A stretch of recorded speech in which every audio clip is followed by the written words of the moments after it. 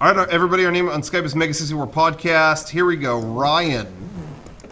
If you call in, we will answer. Ryan. Hey guys, how you doing? Hey, Yo. Ryan.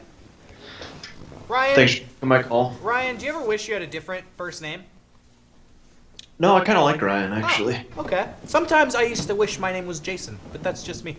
Is that because you like Friday the 13th? Or is it Power Honestly, no joke. When I was a little kid, I really sometimes wished my name was Jason, and I had absolutely no reason. Huh. That's interesting.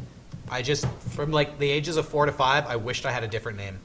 I didn't. It's really interesting. When I was like 6 to maybe 8 or 9, I wish I had a different name, and it was either Chris or Tiger.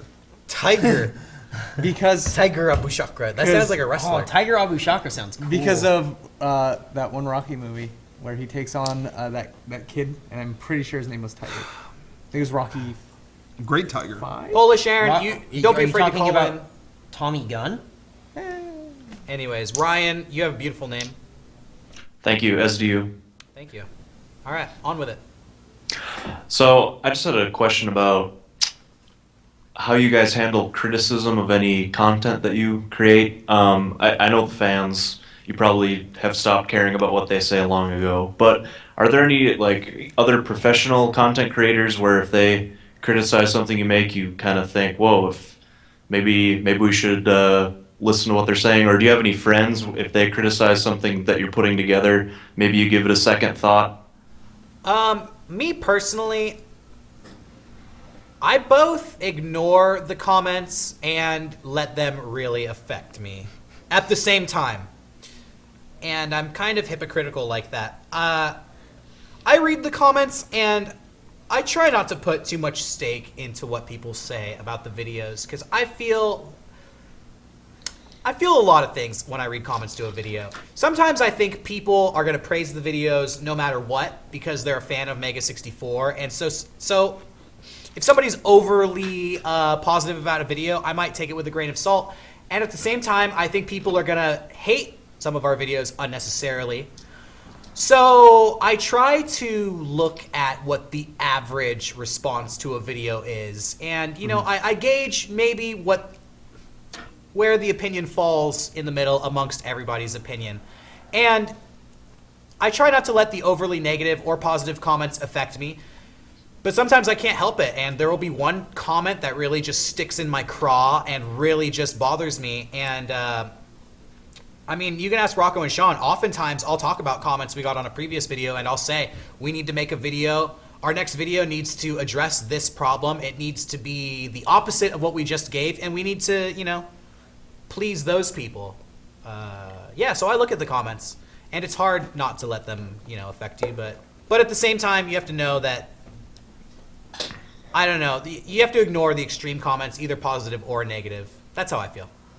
I kind of look at they don't really affect me individually. I look at I'll gauge reactions by like trends and stuff. Like if there is just a mass amount of people that really didn't like something, then it's like, well, okay, that's a trend. That's not just like a couple people banding together and saying you suck, you know. More so than individual things or whatever. I will say there have been negative comments on some of our videos that were really well spoken, and the person really hated our video and thought we were shitty, but commented in such an articulate way, I couldn't help but feel bad about the video and listen to what that person said and try to address it in future videos. So yeah, there you have it. We do read the comments and they do affect us. We try not to let them, but they do. Cool. Well, I appreciate what you guys do, and I think the fact that you guys kind of play your own, or you play to your own tune, and you don't try to emulate others. I mean, I think that's what makes you guys great. So I hope you keep it up. Thank you. Cool. Thank you very much. Thank you very much. Have a good one, man. Thanks for your You call. too. Good name. Good question. Good call. I think we try, at least I try to pretend like I don't really give a shit what anybody thinks. But it's hard. But secretly, I do. I don't care what individual people think. I've never read an individual comment that affected me. There's some that do when they there's some that do. Individual comments that affect me are the ones that have this assumption they know me. Like, oh, Rocco didn't get the reaction he wanted here. You don't know what I wanted. You know, stuff like that. That will kind of get a reaction out of me, but otherwise individual comments don't. It's when there's large spread, like I said, trends are what affect. Like when I put something out I'm really proud of, and you look and it's just like 80% of people are saying how it failed. That'll bum me out. It's not one That's a person. bummer. Yeah. Yeah. In general.